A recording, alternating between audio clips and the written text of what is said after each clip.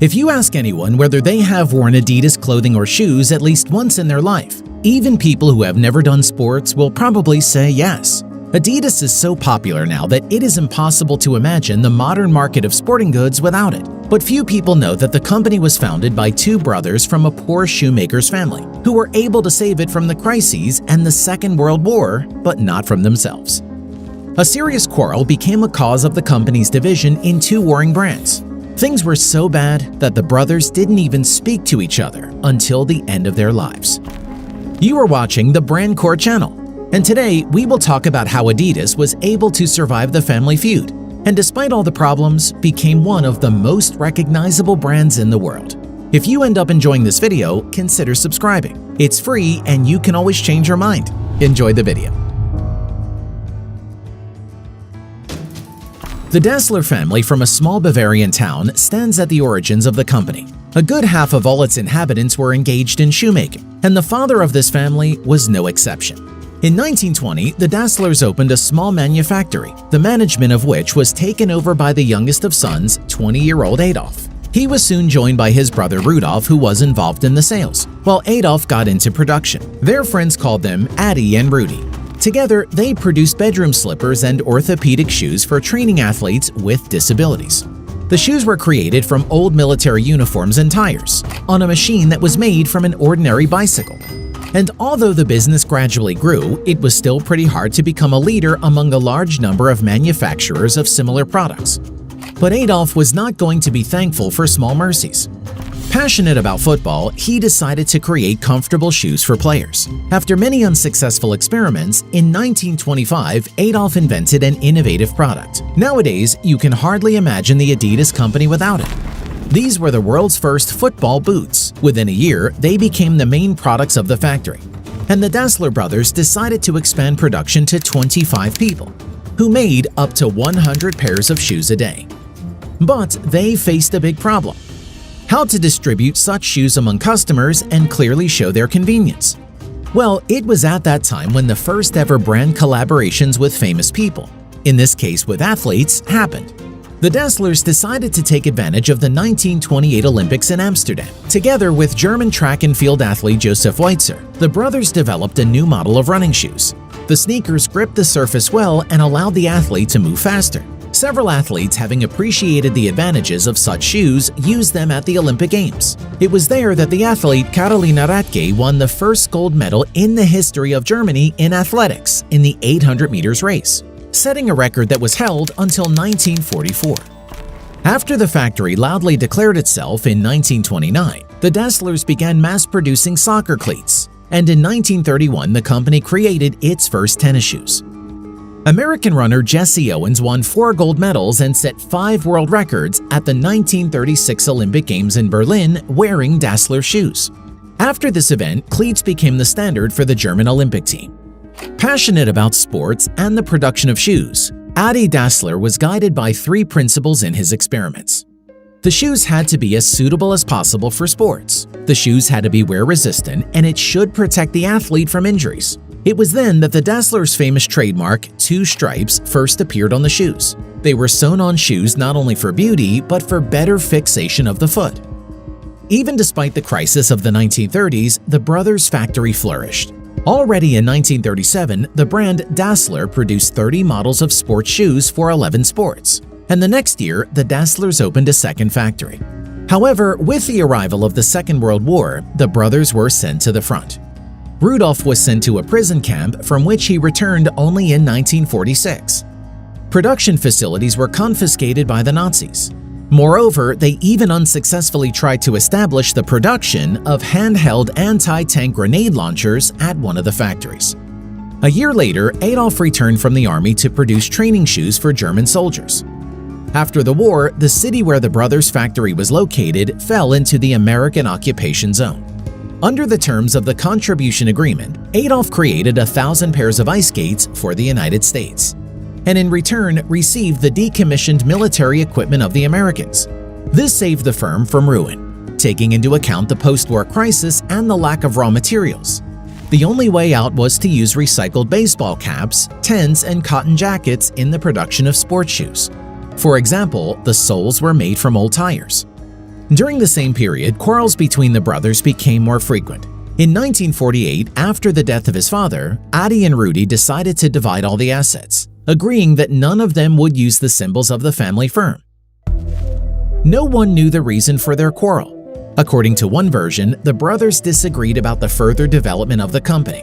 According to another, Adolf's wife Kathy was involved in the case. The quarrel was so serious that the brothers even bequeathed to bury them away from each other. Adolf named his company ADIDAS, and Rudy named his company Ruda, but within a few months, ADIDAS turned into ADIDAS. Initially, Adolf wanted to name the company ADIDAS, but during the process of registration, it turned out that such a company had already existed. So the entrepreneur at the last moment inserted the letter I in the word. Ruda, meanwhile, was renamed Puma. It was at this point that the Dasslers company split into two brands that became one of the fiercest business competitors of the 20th century. The brothers' rivalry also affected the people working in the factories, dividing them on different sides of the barricades. However, this situation was fruitful for both sides. The feud pushed both companies to constant movement and development, and didn't allow the owners to stop for a second. Adolf was endlessly engaged in improving production and searching for new opportunities. He was very scrupulous about the quality of the shoes produced, so if he came across low-quality sneakers, he forced the worker to put them on and walk like that all day long. Since wearing such shoes was painful, the workers treated their work responsibly. Thanks to innovations and high quality, Adidas quickly became one of the main sports brands. In 1949, Adolf partially violated the contract with his brother, took two stripes from the Dasslers emblem, added a third to them, and patented the resulting Adidas symbol. Initially, the stripes were painted in the color of the sneakers, but Adolf decided that the white stripes would make the shoes more noticeable. Since 1952, the company has also started manufacturing other products under the Adidas brand. The first such products were sports bags. Then, Adolf ordered from the owner of the textile factory, Willy Zaytelreich, 1,000 tracksuits, which were immediately sold out. Partners got along so well that Zaytelreich began to sew only for Adidas. The German athletes continued to win, wearing Adidas clothing as if the three white stripes were their mascot. In 1954, the German national team for the first time won the FIFA World Cup, playing the game in Adidas sneakers. It was done with the help of another innovation from Adidas, removable studs of the cleats. After this victory, Adidas football boot sales increased from 800 pairs to 2,000 pairs per day. And in 1956, Adidas even agreed on the opportunity to advertise products at the Olympic Games in Melbourne. At the same time, Adidas opened production facilities in Norway and France, and later in the United States. By the end of the 1970s, the company already had 24 factories in 17 countries and became the largest sports producer. Neither sporting event, for example the Olympic Games, nor simple competitions were held without Adidas as a partner. In 1970, the Adidas Telstar ball, named after the satellite, became the official ball at the FIFA World Cup in Mexico. In 1972 appeared the company's famous trefoil. 3 leaves embody the company's presence on 3 continents of the world. On September 6, 1978, at the age of 77, Adolf passed away. The management of the company passed to his widow Katerina. The death of the founder marked the most difficult times for the company in its history. The main reason was the appearance of strong competitors Nike and Reebok, which in the 80s began to conquer North America. By the end of the decade, they held 50% of the US sports shoe market, while Adidas held a meager 3%. Adolf Dassler's heirs were unable to keep the company afloat. Adi's wife and their son died a few years apart. Adolf's sister sold the company to the French entrepreneur Bernard Tapie, but he could not bring the company out of the crisis. In 1993, he sold Adidas to a group of French investors led by Robert Louis Dreyfus. With the help of his entrepreneurial talent and work experience in an advertising agency, the company began to reorganize. The marketing budget was significantly increased, and production was decided to move to Indonesia, China, and Thailand so they can save on labor. Already in 1995, profits increased more than twice compared to 1994. In 1997, the company bought the French firm Salomon Sports, a leading producer of winter sports goods.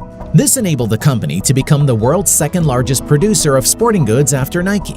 And after 8 years, Adidas sold this company and used the proceeds to buy 100% of the shares of its competitor, Reebok. Thanks to the deal, Adidas increased its share of the US sporting goods market to 20%. This allowed the company to get as close as possible to Nike, which controlled 35% of the market.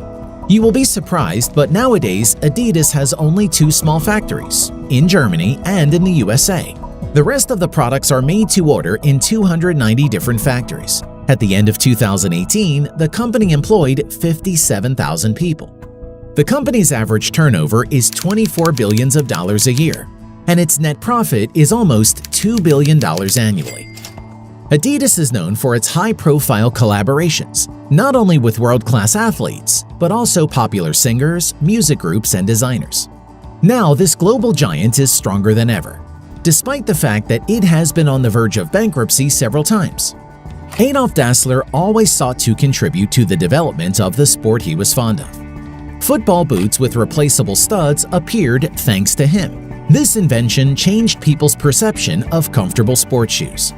Many people remember the Adidas advert video where Muhammad Ali said, "Impossible is just a big word thrown around by small men who find it easier to live in the world they've been given than to explore the power they have to change it.